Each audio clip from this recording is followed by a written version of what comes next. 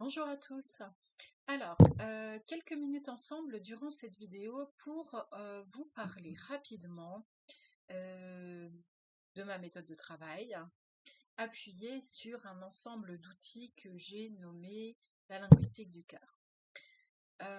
Alors, pendant longtemps, j'ai travaillé avec un ensemble d'outils que j'appelais PEMA, et on pouvait y retrouver les initiales de mon nom de famille, enfin, les deux lettres initiales de mon nom de famille, et puis les deux lettres initiales de mon prénom, petit de manche, Marina. Ça semblait non pas incongru, mais comme tombé du ciel, pour ceux qui ont connu l'anecdote.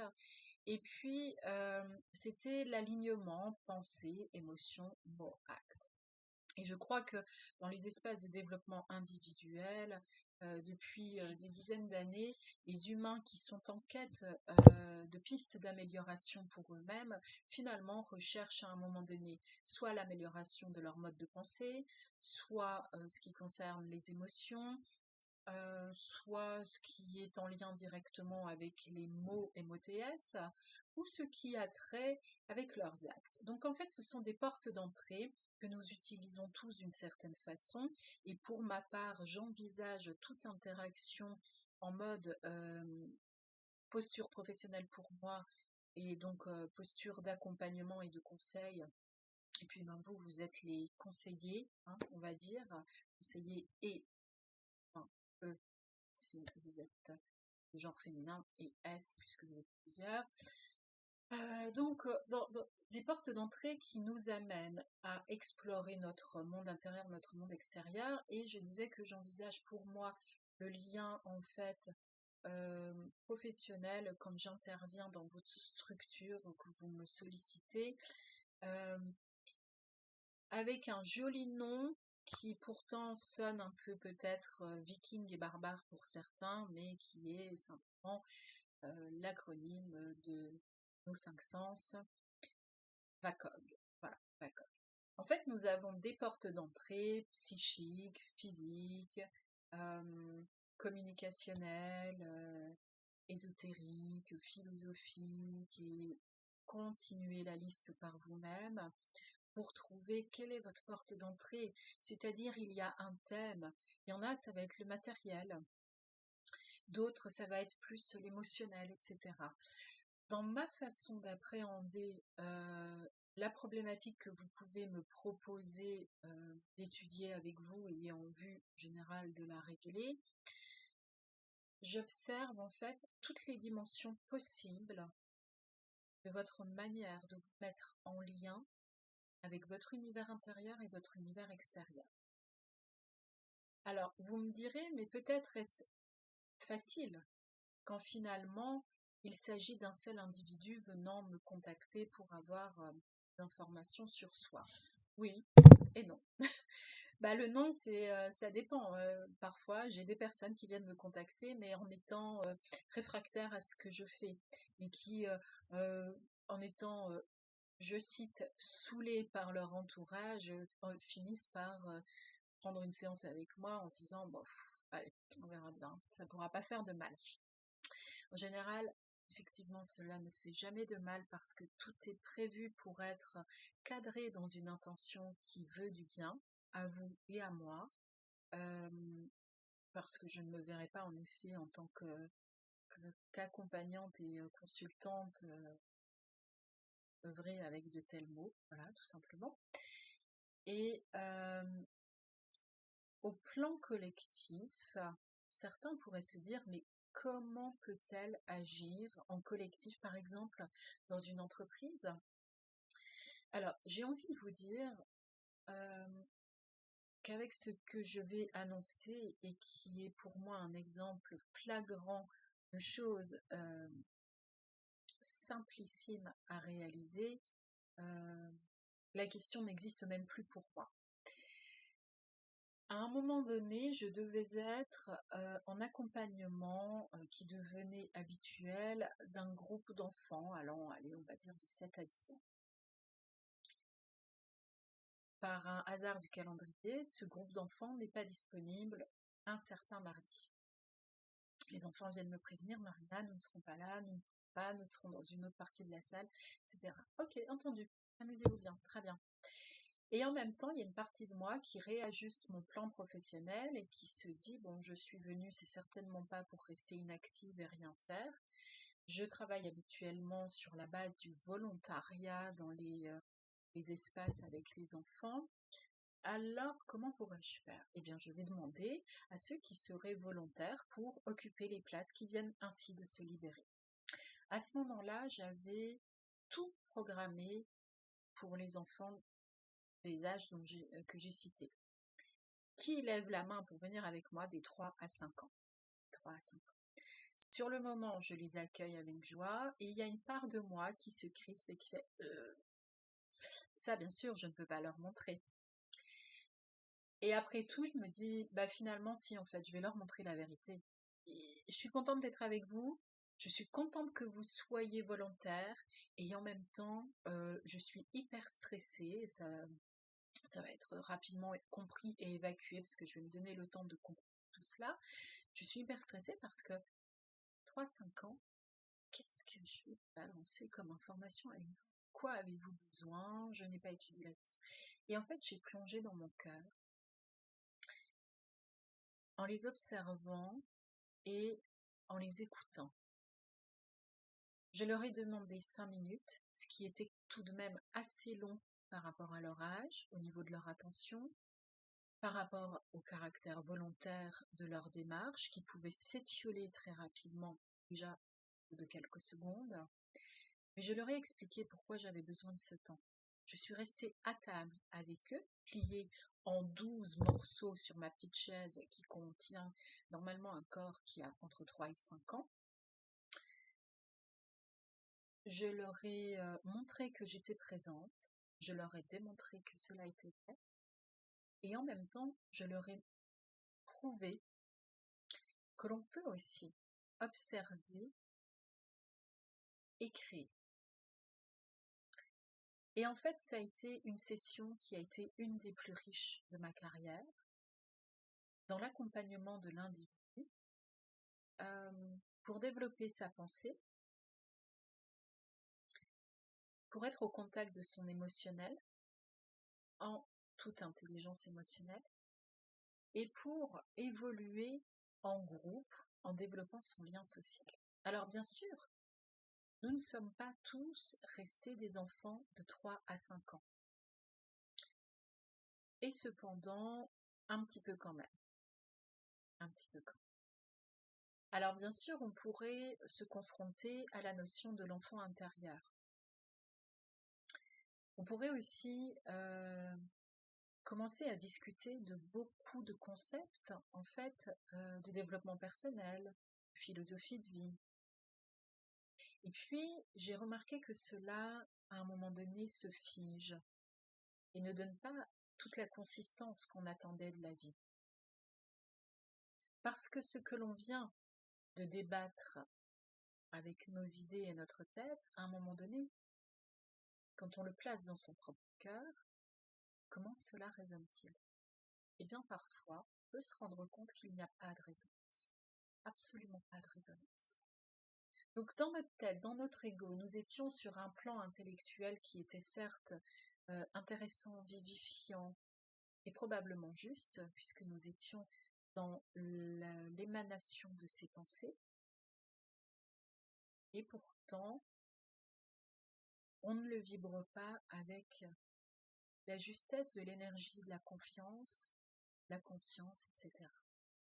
Et c'est là, au fil du temps professionnel et du temps personnel, que j'ai affiné en fait mes outils de travail, rassemblés depuis quelque temps maintenant, sous l'appellation de la linguistique du cœur. La linguistique du cœur, c'est donc un ensemble d'outils me permettant d'appréhender les situations de mise en lien avec autrui, d'abord pour moi, et ensuite je le partage, je le diffuse.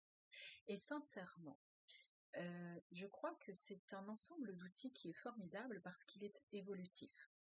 Et à mon sens, nos améliorations ne peuvent être envisagées que si elles sont évolutives, comme l'ensemble de vos pensées, de vos émotions, de vos actions, soit à titre personnel, soit à titre professionnel. Alors, concrètement, si vous me sollicitez pour une intervention dans vos équipes, dans vos locaux ou auprès de vous en consultation individuelle, par exemple, n'importe quelle question qui pourrait en fait vous traverser l'esprit quand vous songez à un rendez-vous avec moi est la question en fait qu'il est nécessaire d'appréhender. Si vous n'aviez pas de questions et simplement ressenti une envie que l'on travaille ensemble, dans ce cas-là, je pourrais, moi, aller rechercher les mots qui émanent de cette démarche, vous les proposer et voir quel scénario nous pouvons construire autour de cela, tout en gardant à l'esprit que nous sommes dans la recherche de pistes d'amélioration de quelque chose dans votre vie. Et quelque chose qui peut-être n'arrivait pas à se dire. Et puisque ça n'arrivait pas à se dire, ça ne pouvait pas se concrétiser. C'est là où finalement je deviens quelque part l'interprète entre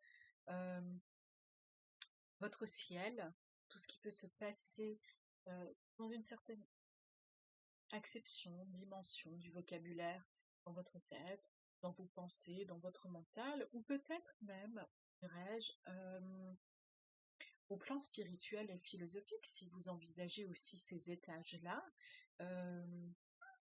chakra coronal et compagnie, etc. D'accord ? Reliance vers une sorte d'être supérieur qui peut être vous ou un dieu, un esprit, que sais-je. Dans mon accompagnement, je peux être autant en présence avec vous dans un contexte laïque que dans un contexte carrément spirituel. Ça, c'est à vous de définir en réalité par votre demande et par votre propre existence ce dont vous avez besoin.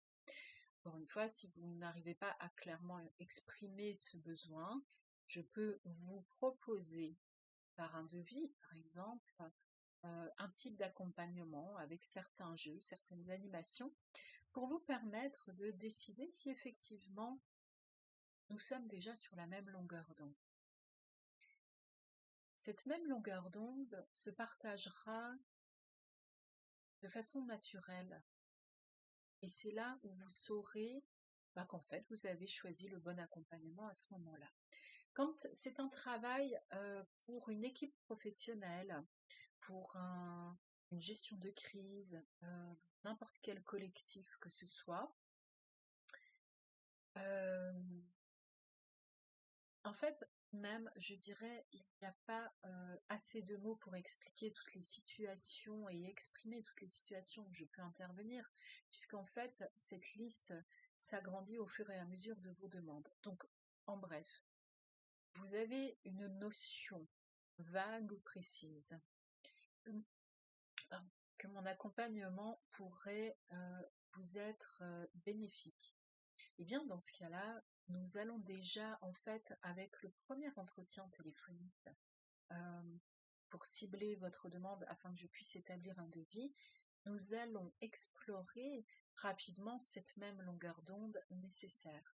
Ce qui signifie que je me permets aussi, évidemment, de me respecter et de respecter les valeurs pour lesquelles je suis ancrée sur Terre. Et quand je parlais tout à l'heure d'être quelque part votre interprète quand je vous accompagne et que vous consultez ces domaines de la communication et des pistes d'amélioration quelconques dans votre existence, il y a d'une part effectivement ce qui représente votre ciel et puis il y a bien sûr ce qui représente votre terre. Dans notre espace terre, il peut y avoir des choses bien sombres parfois. Nous en avons toutes. Voilà. Sinon nous ne serons pas forcément, je crois, sous la forme humaine, peut-être évoluer comme des anges, etc.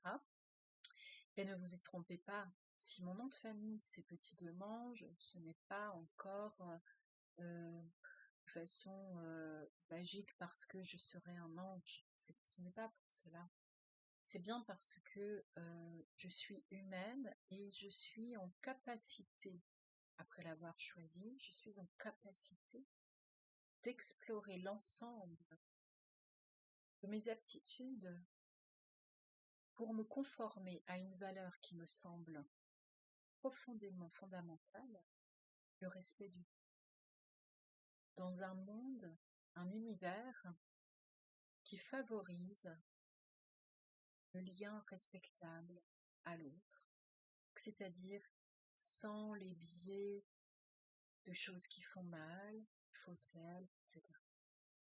Alors bien sûr, parfois, cela demande énormément de travail pour sortir de nos imprécations personnelles, de nos imprégnations transgénérationnelles, etc. Je dirais que nous sommes à peu près tous configurés de la même façon, même si les couleurs ne sont pas tout à fait les mêmes dans nos ombres et lumières. En clair, maintenant, c'est l'idée de se partager des moments ensemble pour se faire plaisir, je crois, dans l'ensemble de nos fonctions professionnelles, quelles qu'elles soient. Je pourrais être boulangère et avoir à cœur de vous proposer un pain qui vous remplisse de joie, qui vous donne du contentement quand vous songez que vous avez bien réussi à travailler, bien vous acheter de bonnes choses. Là, vous voyez, je commence à utiliser un vocabulaire qui est bien plus précis, même si répétitif, pour déterminer ce qui convient. Alors, nous travaillerons ensemble énormément sur le vocabulaire, et à 95% par le jeu, de façon animée, ludique, et posée quand même parfois pour la partie théorique, parce que nous n'avons tous les mêmes. Donc, vous voulez récapituler. Vous voyez, moi ce mot, il vient même pas facilement. Vous voulez résumer, récapituler, faites-le. Moi, je ne le ferai pas parce que j'ai justement, on va dire, une complexion neuronale qui m'amène dans la diversification du vocabulaire, en étant polyglotte, en allant chercher du multiculturel en référence, et puis de la pensée qui se construit par association d'idées et qui se surenchérit de façon tout de même équilibrée et posée. C'est au sein de cet environnement que je peux vous guider pour vous amener à comprendre à quel point vous-même aussi, vous avez votre propre linguistique du cœur, un ensemble d'outils qui vous permettent de comprendre à l'intérieur de vous comment laisser émerger ce langage du cœur. Nous utilisons plein de langages au quotidien, eh bien il y a celui du cœur. À bientôt.